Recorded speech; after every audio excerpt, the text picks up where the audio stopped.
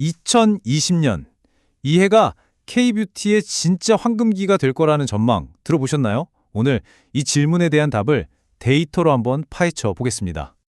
자, K뷰티의 미래. 정말 예측이 많죠? 근데 사실 질문은 딱 하나로 모아집니다. 과연 2026년에 K뷰티가 새로운 시대의 주인공이 될 수 있을까 하는 거죠.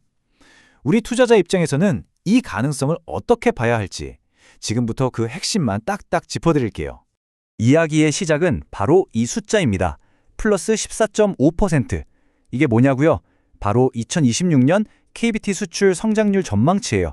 이게 그냥 단순한 숫자가 아닙니다.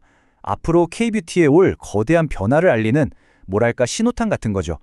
이 숫자 뒤에 어떤 기회와 리스크가 숨어 있는지 한번 제대로 뜯어보겠습니다.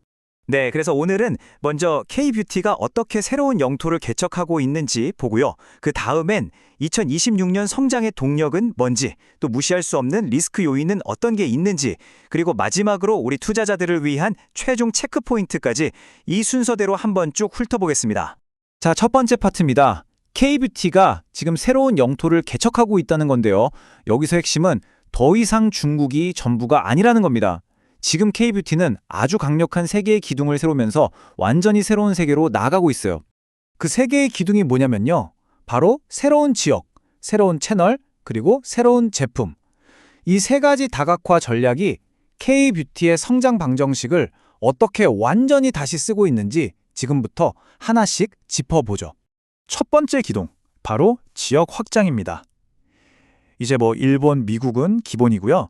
K뷰티의 나침반이 어디를 향하고 있냐면 바로 중동과 라틴 아메리카입니다. 이건 그냥 시장이 좀 넓어졌네? 이 수준이 아니에요. 완전히 새로운 성장 엔진을 하나 더 다는 것과 같아요. 이 변화를 진짜 기가 막히게 표현한 말이 있어요.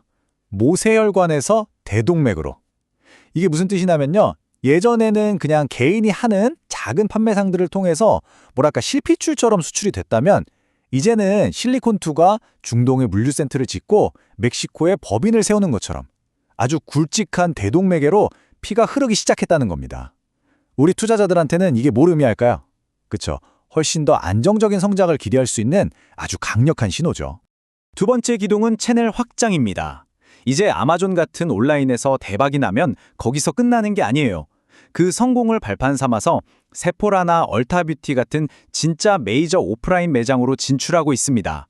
이건 그냥 매장에 들어갔다는 사실보다 더 중요한 의미가 있어요. 온라인에서의 인기가 뜬구름이 아니라 진짜 매출로 검증됐다는 뜻이니까요. 이게 한두 브랜드만 잘해서 그런 게 아니에요. 보세요. 아모레 퍼시픽부터 지금 핫한 조선미녀까지 K뷰티의 대표 선수들이라고 할 수 있는 브랜드들이 전부 다 이 흐름에 올라탔습니다.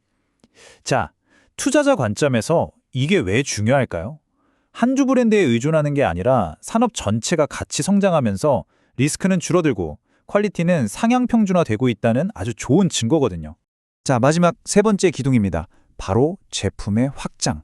우리가 K뷰티 하면 딱 떠오르는 게 스킨케어잖아요.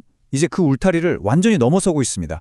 색조 메이크업, 헤어, 바디 제품으로까지 영토를 쫙 넓히고 있는 거죠. 이건 우리가 공략할 수 있는 시장, 즉 파이 자체가 어마어마하게 커지고 있다는 얘기예요. 이게 그냥 하면 좋겠다는 희망사항이 아닙니다. 실제 성공 사례를 보면 입이 떡 벌어져요. 미국에서 그야말로 돌풍을 일으킨 색조 브랜드 티르티르, 틱톡에서 난리가 난 롬앤 립 제품, 아마존 1위를 찍어버린 샴푸까지. 보세요. 스킨케어를 넘어선 K뷰티의 잠재력이 이제 그냥 가능성이 아니라 현실이 되고 있는 겁니다.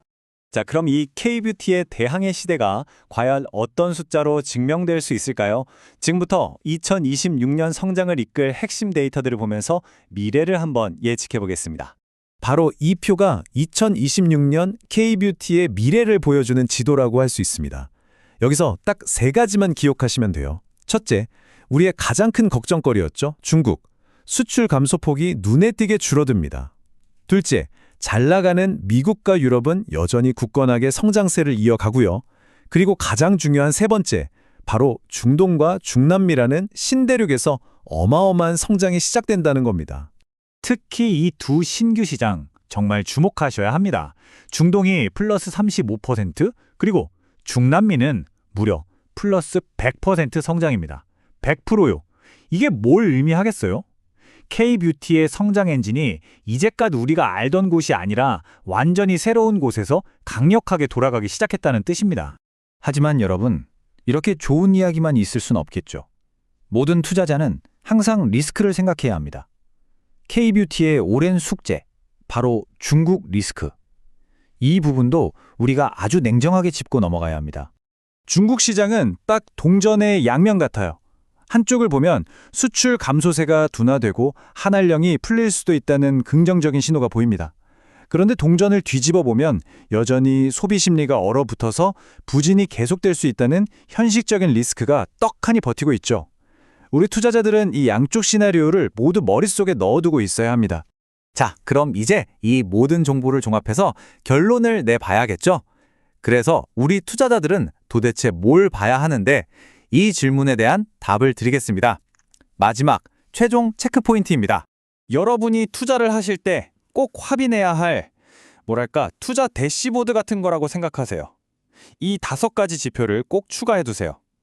첫째, 미국 오프라인 채널에서 실제 성과가 어떤지. 둘째, 중동이나 중남미 같은 신규 시장에서 구체적인 매출 숫자가 찍히는지. 셋째, 중국의 한류 관련 정책의 변화가 있는지. 넷째, 스킨케어 말고 색조나 헤어케어 제품들이 얼마나 잘 크는지. 그리고 마지막으로 실리콘투 같은 유통을 책임지는 회사들의 실적은 어떤지. 이 5가지가 앞으로 K뷰티의 방향을 알려주는 가장 정확한 나침반이 될 겁니다.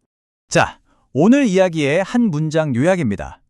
K뷰티는 더 이상 중국이라는 단 하나의 엔진에 의존하지 않고 이제 지역, 채널, 제품이라는 3개의 새로운 엔진을 달고 새로운 성장 시대로 힘차게 나아가고 있습니다. 이 거대한 변화의 흐름 속에서 여러분 모두 현명한 기회를 발견하시길 바랍니다.